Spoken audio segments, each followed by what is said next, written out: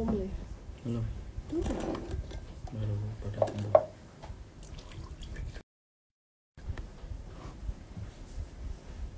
Oh, ini dicopot. Ya udah habis ini kan? Udah ganti. Udah. Bisa ketemu dong.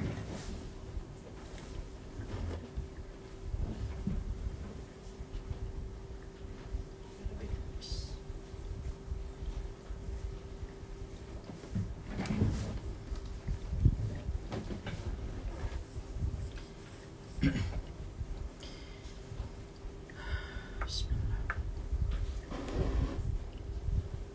Minum. Minum. Apa? Sama string. Abad string. Boleh. Syukran ya Bu. Bismillah.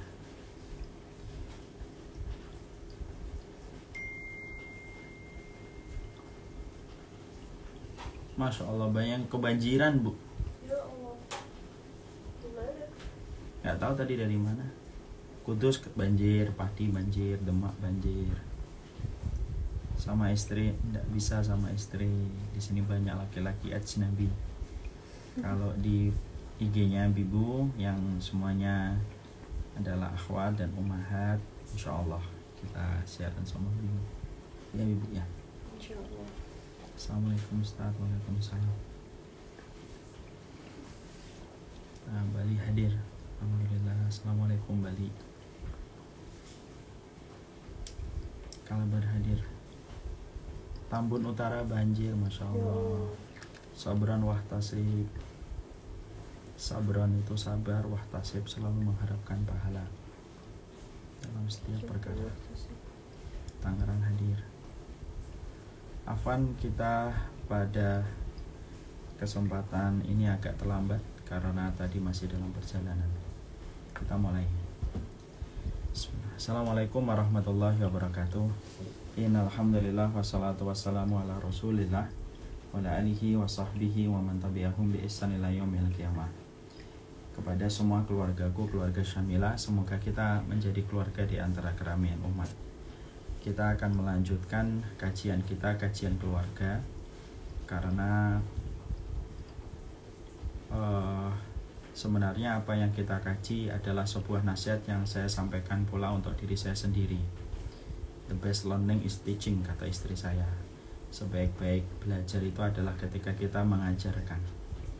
Tentunya apa yang saya sampaikan ini adalah teguran untuk saya. Apa yang saya sampaikan ini juga merupakan sebuah nasihat bagi saya, karena terciptanya keluarga-keluarga yang qurrata ayun akan mendekatkan kita kepada pahlawan-pahlawan Islam. Makanya kita tentunya di antara antum kalian semuanya pasti kalian hafal satu doa. Rabbana hablana min azwajina wa dzurriyyatina qurrata ayun waj'alna lil muttaqina imama. Yaitu sebuah doa yang sangat familiar di lisan kita dan sangat akrab di telinga kita. Ya Allah, berikanlah kepada kami, istri-istri kami dan anak-anak kami qurrata ayun, yaitu adalah penyejuk pandangan, dan jadikanlah kami imam bagi orang yang bertakwa.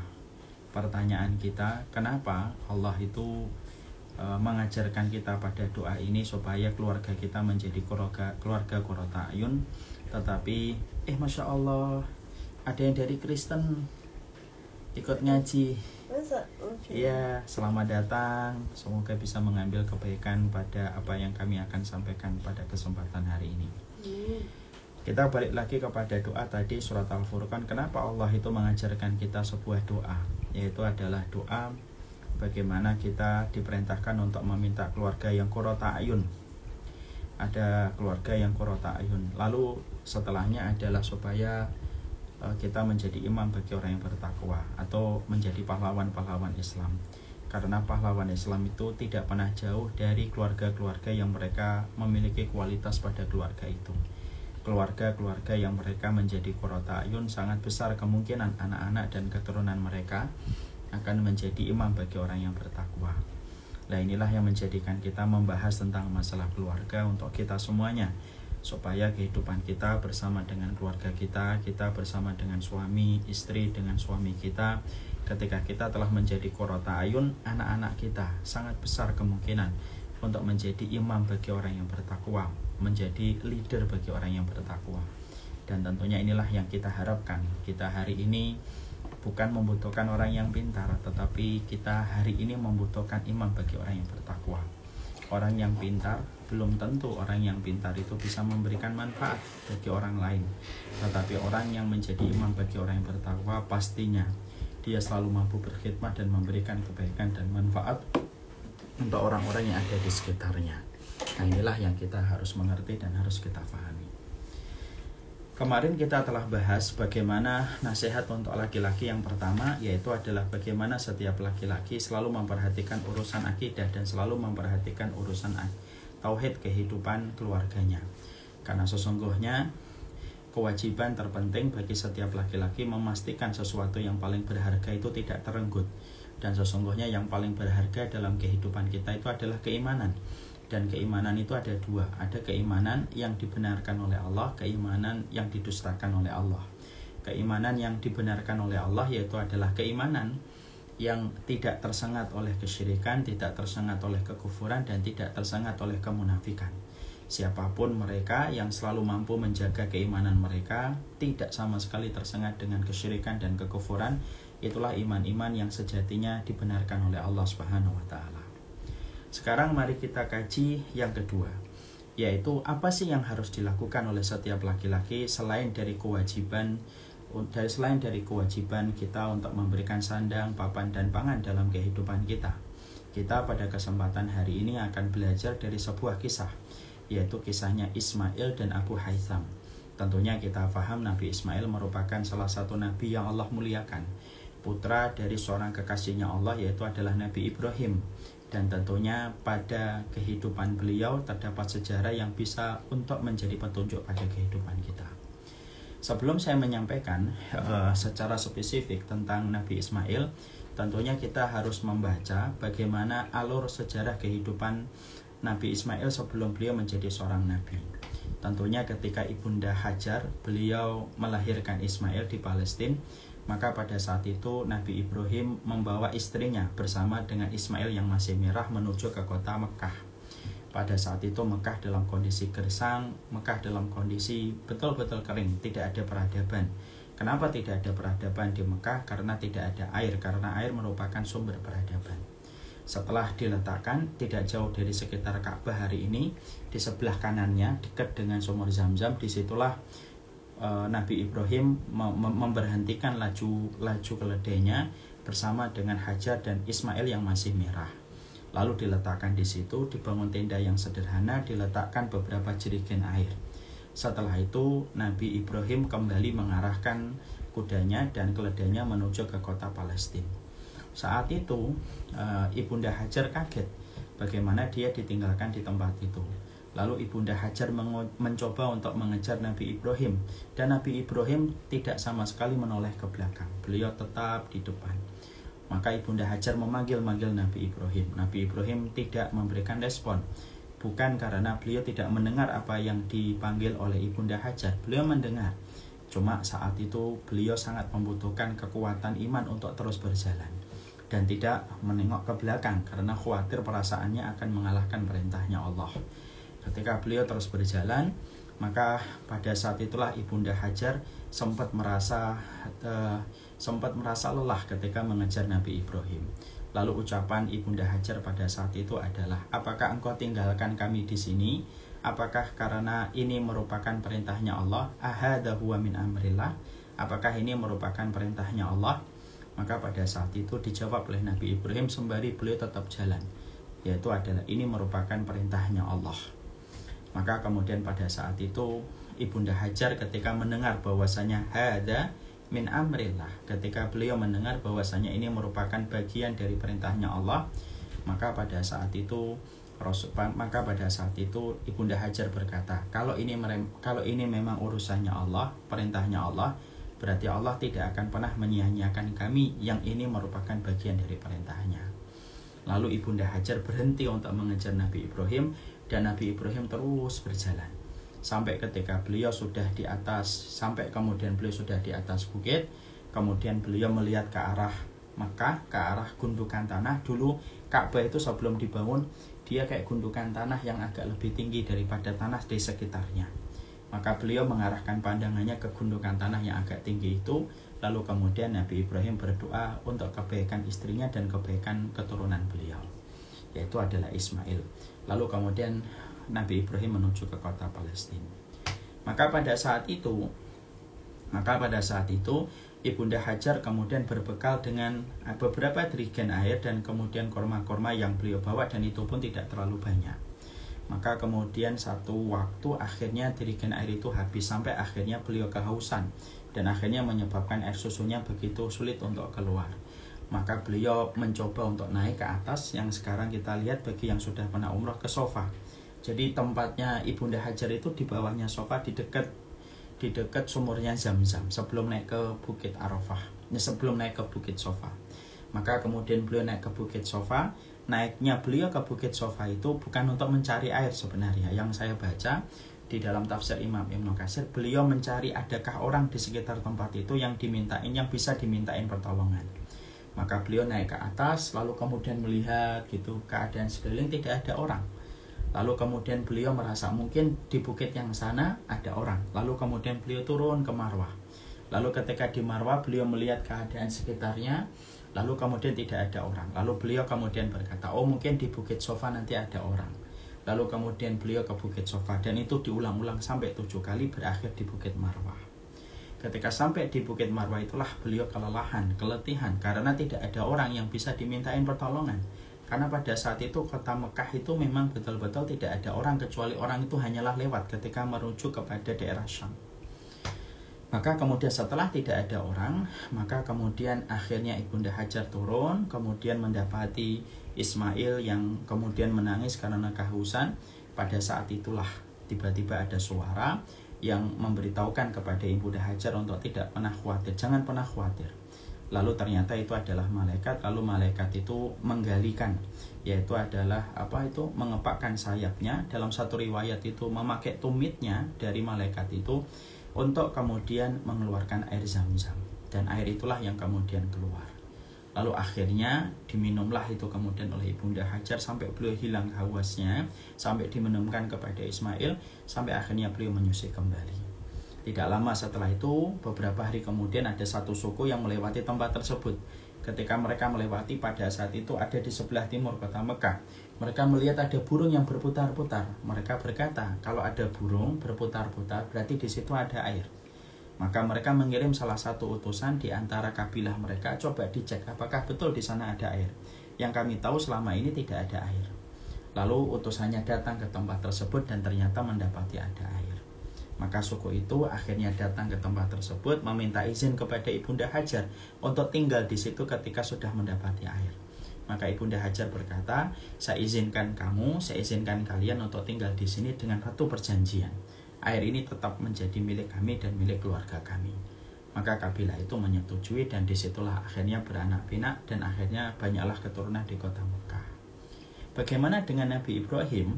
Nabi Ibrahim saat itu di Palestina. Makanya ketika Nabi Ibrahim itu dalam beberapa riwayat dikisahkan beliau datang 3 kali untuk menjenguk Ismail yang ada di kota Mekah. Ada yang mengatakan 3, ada yang mengatakan 4 kali. Yang pertama dalam peristiwa penyembelihan, yang kedua dalam peristiwa ketika beliau mencari Ismail, kemudian yang ketiga mencari Ismail, yang keempat pembangunan Ka'bah itu sendiri. Yang tadi saya sampaikan di tempatnya agak ada gundukan tanahnya.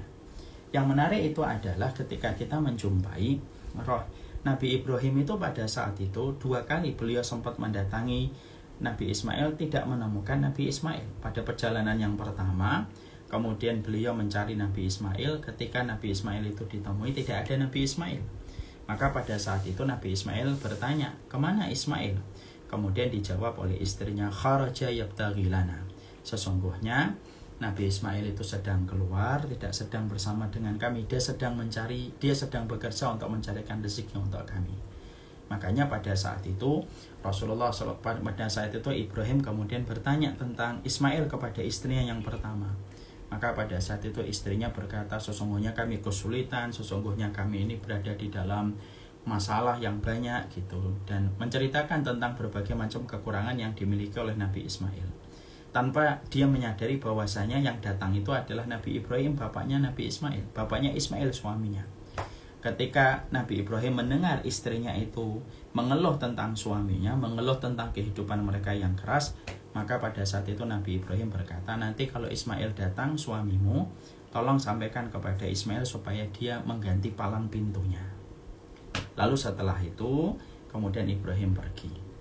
Kemudian setelah beberapa waktu Ismail datang, Ismail merasa bahwasanya kelihatannya ini barusan ada tamu nih. Lalu Ismail bertanya, apakah tadi ada tamu? Iya, ada tamu, orang tua sifatnya begini, fisiknya begini. Oh, Ismail tahu itu adalah bapaknya Ibrahim. Apa yang kemudian disampaikan oleh orang tua itu? Dia berkata supaya kamu mengganti palang pintu. Akhirnya Nabi Ismail tahu bahwasanya mengganti palang pintu artinya adalah menceraikan istrinya ketika istrinya tidak terlalu baik untuknya. Maka akhirnya Nabi Ismail menceraikan kemudian istrinya, dikembalikan kepada kabilahnya dengan cara yang baik. Beberapa waktu kemudian Nabi Ismail menikah kembali. Setelah menikah yang kedua dengan wanita yang kedua, maka pada saat itu datang lagi Nabi Ibrahim dan tidak lagi menjumpai Nabi Ibrahim. Tidak menjumpai Nabi Ismail. Ditanya, mana Ismail?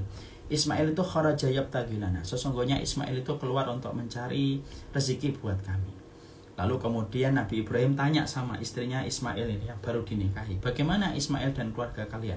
Maka Masya Allah keluarga kami dalam kondisi baik, walaupun kami mengalami kesulitan, tetapi Ismail adalah orang yang bertanggung jawab, bla bla bla. Dia sampaikan kelebihannya dari Ismail. Setelah itu Nabi Ibrahim berkata kepada istrinya Ismail, tanpa istrinya itu menyadari bahwasanya itu adalah bapaknya Ismail, yaitu Ibrahim. Nanti katakan sama Ibrahim supaya dia menjaga palang pintunya. Setelah itu Nabi Ibrahim kembali ke Palestina. Tidak bertemu dua kali, tidak bertemu dengan Ismail. Setelah Ismail pulang, kemudian bertanya, ada tamukah tadi yang datang ke sini? Iya, orang tua begini-begini sifatnya. Nabi Ismail tahu itu adalah bapaknya Ibrahim, tapi tidak ketemu. Lalu Ismail bertanya, apa yang dikatakan orang tua itu? Yang dikatakan orang tua itu adalah, sesungguhnya kamu disuruh untuk menjaga palang pintumu. Disitulah kemudian akhirnya Nabi Ismail berkata, itu adalah bapakku Ibrahim, dan maksud perkataannya adalah supaya saya menjaga dirimu karena kamu adalah istriku yang baik. Apa pelajaran yang kita jumpai dari pelajaran ini adalah 2 kali Nabi Ibrahim menjenguk Nabi Ismail tetapi tidak ketemu dengan Nabi Ismail. Disitulah kemudian kita akhirnya mengetahui bahwasanya Nabi Ismail itu memperlihatkan sebuah sikap. Bagaimana beliau itu menjadi seorang laki-laki walaupun beliau itu merupakan seorang nabi dan seorang rasul, walaupun beliau juga merupakan putra dari seorang rasul, tapi kemudian Nabi Ismail itu bekerja keras. Beliau itu mencarikan rezeki untuk istrinya. Sampai 2 kali Nabi Ibrahim itu mencari Ismail 2 kali. Nabi Ismail itu tidak bertemu dengan Ibrahim. Dan jawaban yang disampaikan oleh istrinya Nabi Ismail itu apa? Kharaja yabtaghi lana. Sesungguhnya dia keluar untuk mencarikan rezeki buat kami. Ini pelajaran besar ini. Berarti kemudian disinilah kita akhirnya mengetahui bahwasanya kehidupan laki-laki, rojulahnya laki-laki, maskulinnya laki-laki itu bukan ketika ototnya berotot, kemudian uratnya kelihatan, kemudian matanya tajam. Maskulinnya laki-laki bukan di situ. Maskulinnya laki-laki itu adalah ketika dia memiliki sifat family man. Family man itu salah satunya apa? Yaitu adalah orang yang betul-betul bekerja keras untuk mencarikan rezeki untuk kemudian keluarganya. Dan ini merupakan kewajiban. Dan ini dicontohkan oleh Ismail. Kita melihat bagaimana seorang Ismail itu 2 kali dicari Nabi Ibrahim tetapi tidak ketemu. 2 kali dicari oleh Nabi Ibrahim tidak ketemu. Dan itu sedang dalam kondisi mencarikan rezeki untuk istrinya. Dan ini juga terjadi kepada seorang sahabat yang bernama Abu Haytham. Bahwasanya pada satu waktu Nabi itu keluar bersama dengan Abu Bakar dan Umar. Rasulullah, Abu Bakar dan Umar dalam kondisi lapar. Rasulullah dalam kondisi lapar. Ya. Ketika dalam kondisi lapar itulah kemudian Rasulullah SAW, kemudian Abu Bakar, kemudian Umar, lalu kemudian mendatangi rumahnya Abu Haytham bin Tayhan. Maka kemudian ketika didatangi oleh Rasulullah, maka istrinya Abu Haytham berkata, marhaban wa ahlan, selamat datang. Lalu kemudian Nabi itu bertanya, mana suamimu Abu Haytham? Mana suamimu Abu Haytham? Maka kemudian dijawab, dhahaba yasta'dib lanal ma'. sesungguhnya Abu Haitham itu ya Rasulullah dia pergi mencari air jernih buat kami, artinya mencari sesuatu buat kami. Maka tidak lama kemudian Abu Haitham itu datang. Ketika beliau mendapati Rasulullah, Abu Bakar dan Umar datang ke rumahnya, beliau kemudian mengambilkan sesuatu, lalu kemudian beliau itu menyembelih kambing dan menghidangkan itu kepada Rasulullah SAW. Maka disinilah kemudian kita mengetahui antara Ismail dan Abu Haitham, yaitu kita menjumpai bahwasanya disinilah letak seorang laki-laki, bahwasanya laki-laki itu adalah seorang makhluk yang tidak tega mengatakan kepada istrinya dan tidak tega dia mengatakan kepada anaknya untuk kemudian dia itu mencari rezeki, lalu kemudian dia enak-enakan ongkang kaki dan tidak bekerja. Bukan itu. Tetapi kemudian dari Ismail dan Abu Haitham disinilah kita akhirnya mengetahui sifat laki-laki di dalam keimanan, yaitu adalah sifatnya dia berusaha keras bagaimana kemudian dia mencarikan rezeki yang halal. Karena sesungguhnya pundak, amanah, dan tanggung jawab tentang sandang, papan, dan pangan dalam satu keluarga itu dibebankan oleh Allah kepada setiap laki-laki. Kenapa laki-laki tidak memiliki haid? Kenapa laki-laki tidak memiliki siklus bulanan daripada perempuan? Untuk menunjukkan bahwasanya fisiknya laki-laki itu dibuat oleh Allah, anatomi tubuhnya itu lebih kuat daripada seorang perempuan, daripada seorang wanita. Makanya ketika anatomi tubuhnya seorang laki-laki itu dibuat oleh Allah lebih kuat daripada seorang wanita, salah satu dari konsekuensi itu adalah bagaimana dia harus bekerja keras untuk mencukupi kebutuhan keluarga dengan rezeki yang halal. Ya. Jadi ini sekaligus pula untuk menunjukkan kepada kita bahwasanya ini juga termasuk salah satu kewajiban. Salah satu kewajiban yang Allah bebankan kepada seorang suami. Jadi tidak ada kamus bagi orang-orang solih yang mengikuti para nabi, tidak ada catatan bagi orang solih yang mengikuti para rasul, kecuali mereka betul-betul harus berusaha untuk mencairkan sebuah rezeki yang halal untuk keluarga mereka, untuk menegakkan tulang, untuk kemudian memberikan kecukupan pada perut dan lambung mereka ketika mereka terangkat dalam satu keluarga. Nah, makanya kemudian ketika kita sudah mengetahui bahwasanya seorang laki-laki mereka itu harus bekerja keras untuk mencukupi kebutuhan keluarganya, tentunya ada beberapa catatan yang harus kita perhatikan. Apa catatan-catatan yang kita harus perhatikan bagi setiap laki-laki ketika mereka dibebankan di atas pundaknya itu adalah kewajiban dia untuk mencarikan rezeki buat keluarganya. Yang pertama, bahwasanya ketika laki-laki mendapatkan sebuah kewajiban untuk bekerja keras, maka bekerja keras itu ada takarannya. Dan takaran kerja keras itu bukan takaran perasaan kita. Saya khawatir ya, kalau kemudian kita akhirnya mempelajari kerja keras, lalu kemudian kita akan menggunakan itu sebagai pembenaran kita pergi ngurusin kerja dari habis subuh sampai tengah malam. Lalu ketika kita tengah malam selalu pulang ke rumah kita, lalu kita berkata, saya kerja keras kok. Tentunya ketika kita sampaikan bahwasanya laki-laki di pundaknya itu adalah ada sebuah kewajiban kerja keras, maka takaran kerja keras itu sebagaimana takaran yang dibuat oleh Rasul. Takaran Rasulullah itu gimana? Takaran Rasulullah itu ketika kita bekerja, Rasulullah itu membuat deskripsi yang sangat jelas. Takaran laki-laki ketika dia bekerja itu sebagaimana takaran waktunya burung. Takaran waktunya burung itu apa? Taqdu himason wa taruhu pitonan.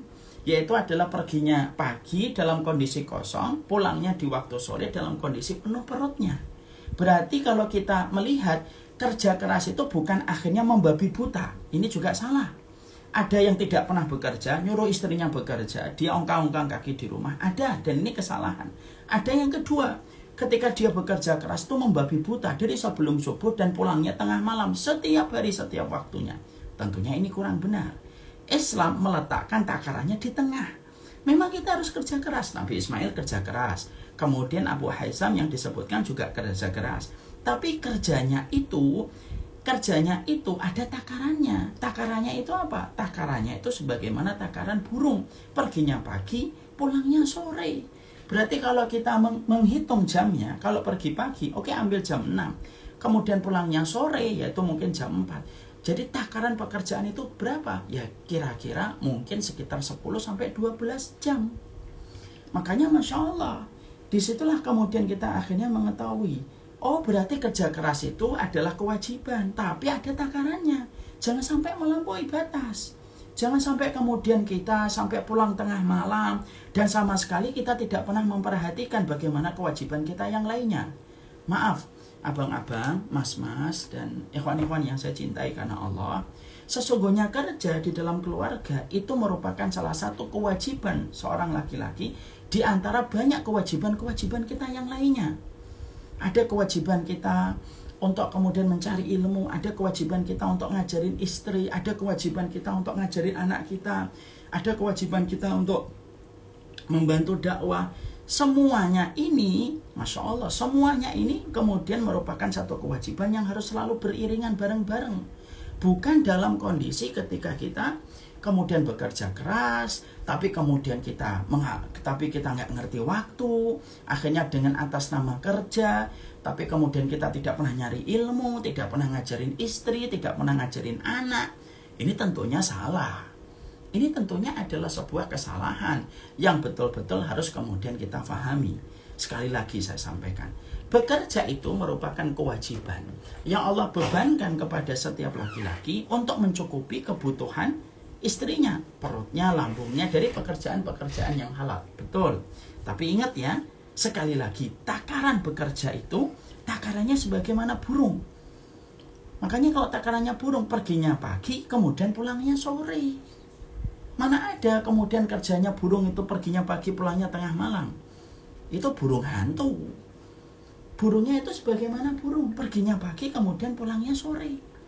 Makanya Masya Allah, inilah yang menjadikan kita harus paham. Setiap abang-abang, saya juga, dan setiap mas-mas, dimanapun Anda berada, ketika kita bekerja, ada kewajiban kita. Kewajiban kita sama anak, kewajiban kita sama istri, kewajiban kita sama masjid, kewajiban kita sama dakwah, itu semuanya harus ada. Dan itulah yang kemudian harus kita lakukan, dan inilah yang kemudian harus kita kerjakan. Maka makna bekerja itu merupakan sebuah kewajiban.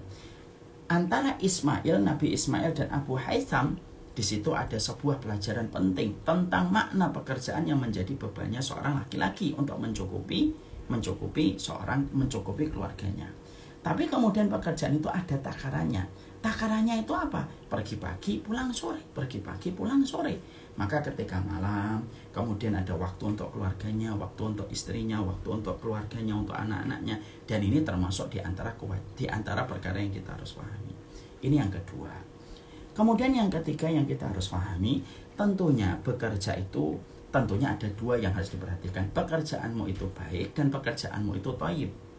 Ya, pekerjaanmu itu baik, pekerjaanmu itu halal, dan pekerjaanmu itu thayyib.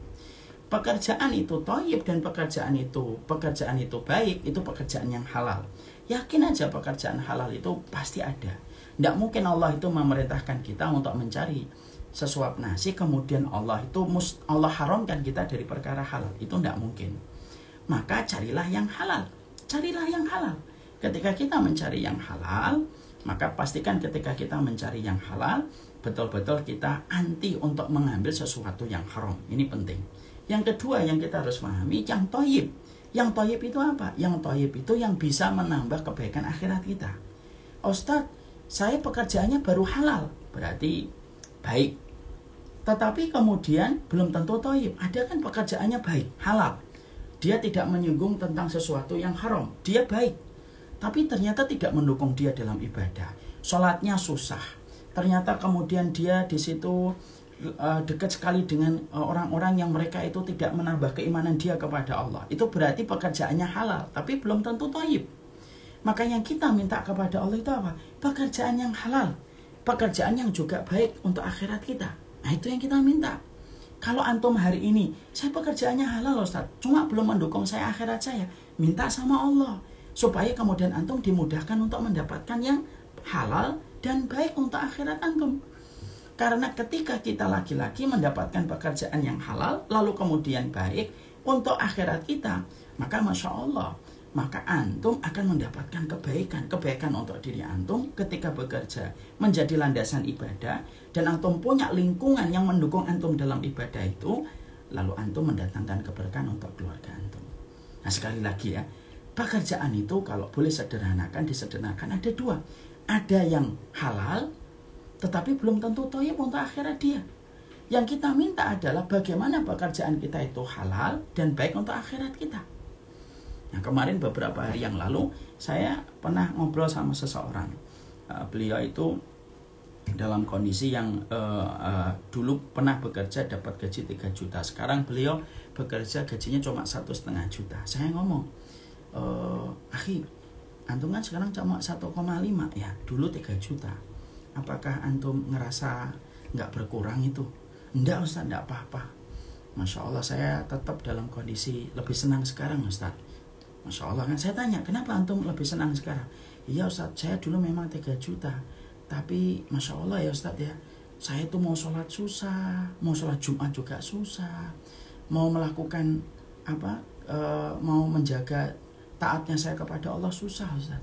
Beda dengan sekarang. Kalau sekarang memang gajinya 1,5, tapi saya sholat terjaga setiap waktunya. Saya mendapatkan teman-teman yang baik yang bisa menasihati saya. Masya Allah. Saya habis dialog sama dia tuh mikir, oh, pekerjaan itu ada yang halal, dia halal pekerjaannya. Dia mungkin jualan buah, mungkin dia jualan ini, tapi ternyata belum tentu thayyib. Kenapa? Waktu pekerjaan yang diambil itu ternyata tidak sesuai dengan ketaatan dia kepada Allah. Makanya yang kita perlukan bagi seorang laki-laki ketika dia memahami Nabi Ismail dan Abu Haytham, maka sesungguhnya disitulah kita harus memahami. Pastikan pekerjaan kita, pekerjaan suami kita, dia halal dan kemudian dia thayyib. Kalau ternyata suami kita belum mendapatkan yang halal dan thayyib, doakan. Oh, saya baru halal Ustaz, belum dapat yang thayyib. Saya kalau sholat masih susah, kayak sholat ini boleh susah, tapi pekerjaannya halal. Ya sudah, mintalah kepada Allah, bukalah pintu langit supaya kemudian kita mendapatkan yang halal, kemudian yang thayyib untuk kehidupan kita. Inilah yang kemudian harusnya kita pahami. Inilah yang kemudian harus kita mengerti. Lah, peranan para istri ketika kemudian dalam kondisi yang semacam ini, maka menjadikan kita dalam kondisi harus betul-betul paham. Peranan istri kalau sudah semacam ini itu peranannya bagaimana? Peranannya adalah bagaimana seorang istri ketika sebelum suaminya keluar dari rumah, maka sebelum keluar dari rumah, ya, sebelum keluar dari rumah itu adalah bagaimana dia selalu membisikkan sebuah kata kepada suaminya. Dulu wanita-wanita solihah itu kalau mereka akan melepas suami-suami mereka, selalu mereka itu membisikkan kepada suami-suami mereka. Apa yang mereka bisikkan kepada suami mereka? Mereka berkata, kami itu kuat kalau kami itu lapar, tapi kami tidak kuat kalau kami mendapatkan api neraka. Di sini ada peranan istri. Jadi ketika seorang suami pergi untuk bekerja keras untuk mencukupi kebutuhan keluarga, istri itu mengambil peran. Perannya apa? Memastikan suaminya tidak mengambil yang haram dengan kata-kata yang lembut. Kalau para wanita solihah terdahulu, mereka berkata apa? Mereka berkata, Mas, Abi, suamiku, kami kuat kalau kami lapar, tapi kami nggak kuat kalau kami itu dimasukkan api neraka gara-gara pekerjaan haram yang kamu bawa. Maka ini yang kemudian harus dilakukan. Makanya saya ingat betul ya, terkadang istri sangat mempengaruhi cara seorang laki-laki ketika mereka mencari pekerjaan. Dan ketika mereka bekerja, kadang-kadang dipengaruhi oleh seorang istri. Makanya pernah ada kejadian, Hasan Al-Basri pernah beliau masuk satu pasar, melihat ada seorang pedagang, yang mana pedagang ini menggunakan berbagai macam hal. Dia menggunakan berbagai macam cara untuk mendapatkan keuntungan, sampai dia melakukan trik-trik yang diharamkan. Hasan Al-Basri melihat dari kejauhan, kenapa ya pedagang itu melakukan tindakan semacam itu? Selang waktu yang lama, kemudian Hasan Al-Basri masuk kembali ke pasar itu kembali. Dan dia menjumpai pedagang yang sama beberapa waktu yang lalu, tetapi dengan cara yang berbeda. Keadaannya sudah berbeda, kondisinya sudah berbeda. Dia berdagangnya hati-hati, tidak menggunakan trik-trik sebagaimana dulu. Sampai akhirnya Hasan Al-Basri tertarik dan penasaran dengan orang ini. Kemudian ditanya, wahai saudaraku, beberapa waktu yang lalu, saya itu melihatmu berdagang, menggunakan segala macam cara. Bahkan dengan cara yang diharamkan oleh Allah, hanya untuk dapat keuntungan. Tapi sekarang saya lihat bagaimana kamu ketika berdagang, kamu itu berdagangnya Masya Allah, berdagangnya beda betul dengan berdagangmu beberapa waktu tahun yang lalu. Apa yang membuatmu berubah? Pada saat itulah, lalu kemudian laki-laki itu berkata, wahai Hasan Al-Basri, beberapa waktu yang lalu saya berdagang dengan berbagai macam cara saya lakukan supaya saya mendapatkan keuntungan, karena saya punya seorang istri, yang mana istri saya itu selalu berkata, segini tidak cukup, segini tidak cukup, segini tidak cukup. Akhirnya saya terbebani, dan ketika kemudian saya pergi, tidak ada yang saya pikirkan kecuali dapat untung yang banyak supaya bisa mencukupi keluarga saya. Qadarullah, Allah mewafatkan istri saya karena satu hal. Kemudian saya setelah istri saya meninggal, yang pertama saya menikah kembali. Setelah menikah kembali, saya mendapatkan seorang istri yang solehah betul, yang selalu berkata, jagalah dirimu, janganlah engkau mengambil sesuatu kecuali yang halal untuk kita semuanya. Karena saya mendapati istri saya qanaah, maka semenjak saat itu saya selalu berhati-hati ketika berjualan dan tidak mengambil sesuatu kecuali saya pastikan apa yang saya ambil itu adalah sesuatu yang halal. Masya Allah. Disinilah kita akhirnya paham. Disinilah peranan seorang istri sangat berpengaruh bagaimana seorang laki-laki ketika mereka bekerja. Nah, inilah yang menjadikan kita memahami pelajaran antara Ismail dengan Abu Haitham. Bekerja itu merupakan sifat maskulinnya laki-laki. Maskulinnya laki-laki itu terlihat bukan dari ototnya, bukan dari six pack-nya. Banyak yang six pack tapi melambai dan tidak bekerja. Tapi maskulin itu adalah mereka itu yang entah itu kurus, entah itu six pack, entah itu kemudian berotot, tapi mereka punya satu benang merah yang sama. Mereka selalu bekerja keras untuk mencarikan sesuatu yang halal untuk keluarga mereka. Bekerja itu keras adalah sifatnya laki-laki. Tapi bekerja keras itu ada takarannya. Takarannya itu apa? Takarannya sebagaimana takaran burung. Pergi pagi, pulangnya sore. 10-12 jam. Maka kemudian dia bekerja. Di samping kewajiban dia bekerja, dia menyadari ada kewajiban dia untuk untuk kemudian menimba ilmu, ada kewajiban dia untuk bersama istrinya, bersama dengan anaknya, membantu dakwah. Itu kewajiban-kewajiban yang lainnya. Ingat, bekerja itu bukan satu-satunya kewajiban yang Allah bebankan kepada laki-laki. Bekerja itu salah satu di antara banyak kewajiban yang Allah bebankan kepada laki-laki, di antara banyak kewajiban yang lainnya. Jangan sampai atas nama pekerjaan untuk mencukupi keluarga, akhirnya kita pergi pagi pulang tengah malam. Tidak pernah peduli tentang istri, tidak pernah peduli tentang anak, tidak pernah peduli tentang bagaimana dia mencari ilmu, tidak pernah peduli tentang dakwah. Tentunya ini bukan bekerja keras. Ini namanya bekerja ambisius, yang akhirnya tidak mengerti bagaimana takarannya di dalam pekerjaan. Kemudian yang ketiga, pastikan pekerjaan itu bukan hanya halal, tetapi betul-betul thayyib untuk kehidupan kita. Jadi yang halal, lalu kemudian yang thayyib. Halal itu yang halal, thayyib itu yang menunjang kebaikan untuk akhirat kita.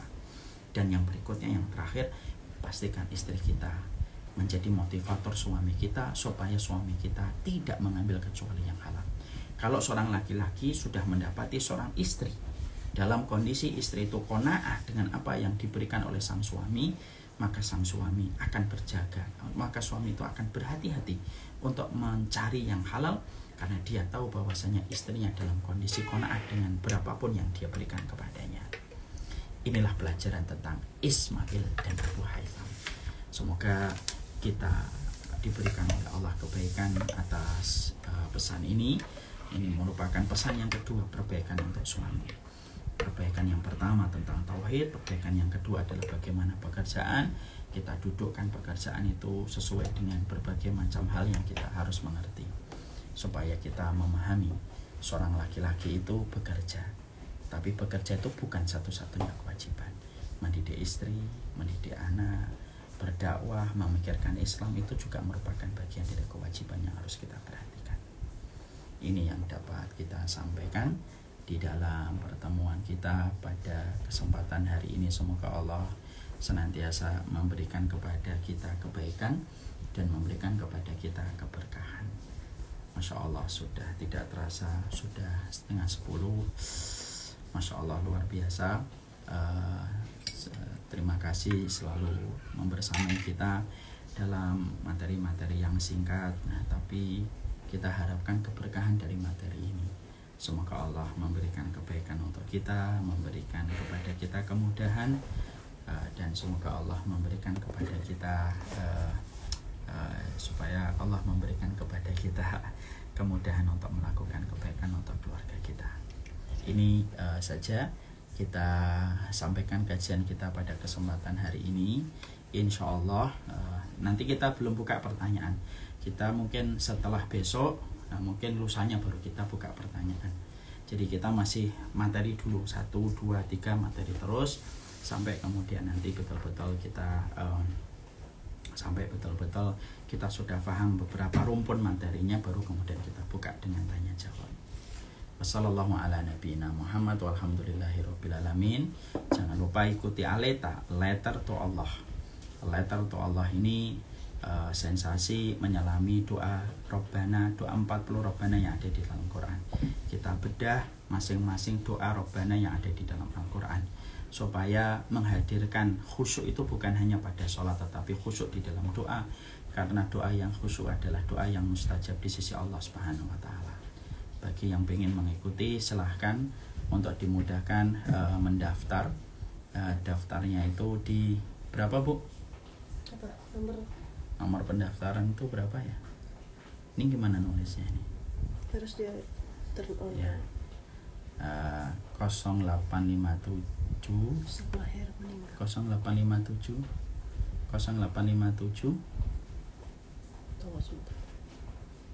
Syamillah 0857 75 75 15 15 0057 00 57 Nah, dipin. Insyaallah. Dipin. bisa dipin ya. Ya. Semoga bermanfaat apa yang kita kaji pada kesempatan hari ini. Semoga Allah memberikan kebaikan dalam setiap urusan kehidupan kita dan memberikan keberkahan. Turun hujan, ini merupakan waktu yang mustajab. Mari kita doakan keluarga kita, semoga keluarga kita senantiasa mendapatkan kebaikan dalam kehidupan kita. Barakallahu fikum. Kita tutup dengan kita meminum habat drinks, salah satu minuman insyaallah yang membawa kebaikan dan kesehatan. Jazakumullah khair, barakallahu fik.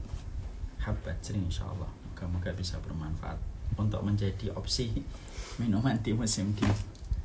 Jazakallah khair. Assalamualaikum warahmatullahi wabarakatuh.